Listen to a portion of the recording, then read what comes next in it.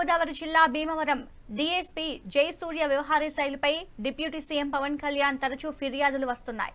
భీమవరం పరిధిలో పేకాట శిబిరాలు పెరిగాయని, సివిల్ వివాదాల్లో జోక్యం చేసుకుంటూ కూటమి నేతల పేరు వాడుతున్నారనే ఆరోపణలు వచ్చాయి.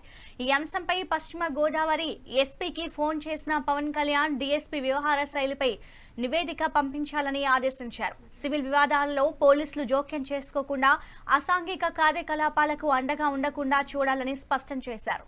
ఈ ఆరోపణలను హోంమంత్రికి, డీజీపీకి తెలియజేయాలని అధికారులను ఆదేశించారు.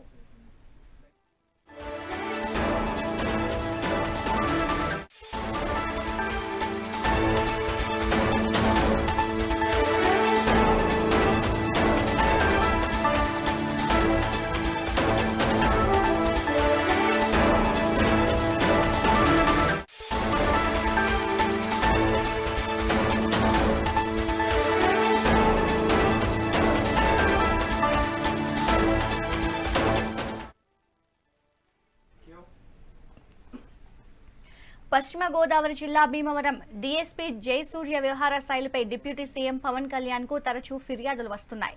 భీమవరం పరిధిలో పేకాట శిబిరాలు పెరిగాయని, సివిల్ వివాదాల్లో జోక్యం చేసుకుంటూ కూటమి నేతల పేరు వాడుతున్నారనే ఆరోపణలు వచ్చాయి. ఈ అంశంపై పశ్చిమ గోదావరి ఎస్పీకి ఫోన్ చేసిన పవన్ కళ్యాణ్ డీఎస్పీ వ్యవహార శైలిపై నివేదిక పంపించాలని ఆదేశించారు. సివిల్ వివాదాల్లో పోలీసులు జోక్యం చేసుకోకుండా అసాంఘిక కార్యకలాపాలకు అండగా ఉండకుండా చూడాలని స్పష్టం చేశారు. ఇక దీనిపై మరింత సమాచారం ఏలూరు నుంచి మా కరెస్పాండెంట్ చైతన్య అందిస్తారు. చైతన్య, చెప్పండి. సింధు, అయితే పశ్చిమ గోదావరి జిల్లా వ్యాప్తంగా కూడా ఎవరైతే డిఎస్పీ జయసూర్య ఉన్నాడో, జయసూర్య వ్యవహారం అయితే చాలా వివాదాస్పదంగా మారింది.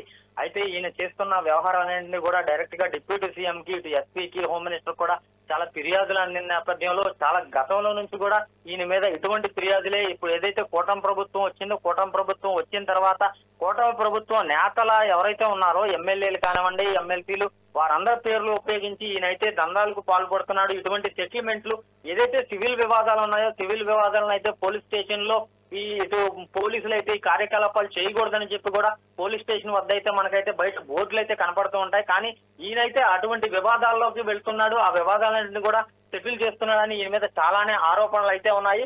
ప్రస్తుతం ఈయనైతే ఏదైతే భీమవరం ఉందో, భీమవరం చుట్టుపక్కల ప్రాంతాల్లో అక్కడంతా కూడా ఇటు జోదాలు ఏదైతే అంటే పేకాట శిబిరాలని అన్నింటిని కూడా ప్రోత్సహిస్తున్నారని, అలాగే సివిల్ వివాదాలు అంటే ఇది స్థల వివాదాలు కానివ్వండి, ఇటువంటి వివాదాలన్నింటిలో కూడా ఈయన జోక్యం చేసుకొని వారికి ఇరు వర్గాల మధ్యన కుదిరించి అంటే కొంతమేర అవినీతికి పాల్పడుతున్నారని కూడా ఇటు డిప్యూటీ సీఎం పవన్ కళ్యాణ్ కి అయితే ఇటు అవినీతి ఆరోపణల మీద ఫిర్యాదు అయితే చేశారు. దీని మీద ఎవరైతే ఇటు పవన్ కళ్యాణ్ డిప్యూటీ సీఎం ఉన్నారో, ఈ ఫిర్యాదులు తరచూ అందుతున్నాయి. అంటే రోజు మార్చి రోజు ఫిర్యాదులు చేస్తున్న క్రమంలోనే ఇటు పవన్ కళ్యాణ్ అయితే దీని మీద సీరియస్ గా ఇటు ఎవరైతే పశ్చిమ గోదావరి జిల్లా ఎస్పీ ఆదామ నయీం ఆస్మీ ఉన్నారో ఆయనకి ఫోన్ ద్వారా కన్సల్ట్ చేసి ఈ డిఎస్పీ జయసూర్య ఈ వ్యవహారం మీద అయితే పవన్ కళ్యాణ్ సీరియస్ గా ఉండి ఆ వ్యవహార స్థాయి మీద పూర్తి నివేదికనైతే అడిగారని ఇప్పటి వరకు కూడా సమాచారం అయితే అందుతుంది. దీని మీద ఆయన సీరియస్ అయ్యి ఇప్పటి వరకు ఆయన మీద ఎటువంటి ఫిర్యాదులు ఉన్నాయో, ఎటువంటి సివిల్